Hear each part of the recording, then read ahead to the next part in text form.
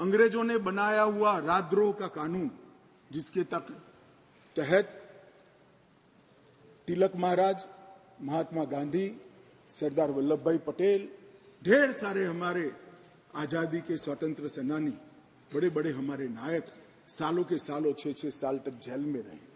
वो कानून अब तक चलता रहा था।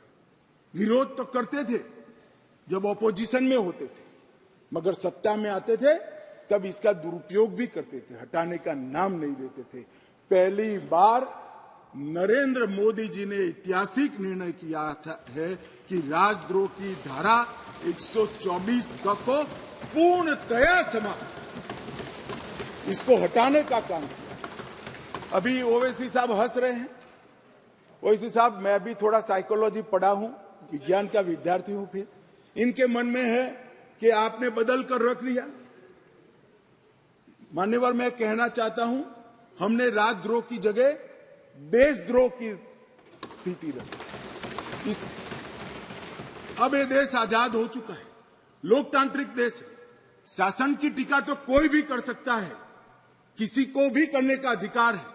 इसके लिए इस देश में अब किसी को जेल में नहीं जाना पड़ेगा, चाहे हमारा शासन।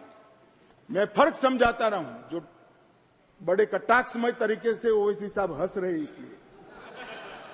मगर इस देश के खिलाफ कोई बोल नहीं सकता, इस देश के हितों को कोई नुकसान कर नहीं सकता।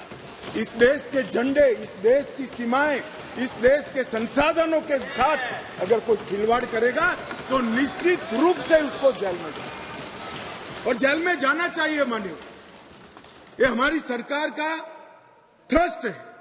इस देश की सुरक्षा किसी भी की सुरक्षा से सबसे ऊपर होनी चाहिए, सुप्रीम होनी चाहिए, सबसे पहले राष्ट्रपति। इसलिए जो लोग राजद्रोह हटाकर हम देशद्रोह की धारा लाए हैं, इनको अपने विचारों के कपड़े पहनाने का प्रयास करते हैं। इसलिए मैं इस पर डिटेल में बात करता हूं।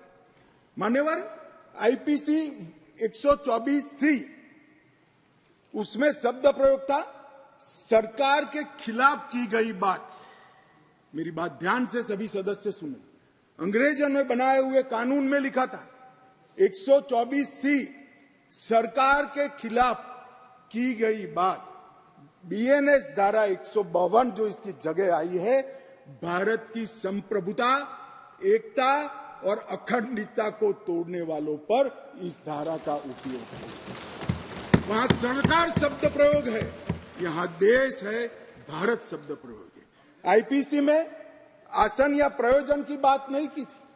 किस उद्देश्य से आप बोलते हैं, किस उद्देश्य से करते हैं, इसकी बात ही नहीं की। करना ही काफी है। हमने इसमें देशद्रोह की डेफिनेशन में आशय की बात करी है। उसका उद्देश्य क्या है, उसका आशय क्या है, इसका महत्व है। अगर उद्देश्य देशद्रोह का है तो इसको कठोर से कठोर दंड मिलना चाहिए, और उद्देश्य अगर शासन का विरोध करना है तो उसको दंड नहीं मिलना चाहिए। उसको वाणी स्वतंत्रता का अधिकार है।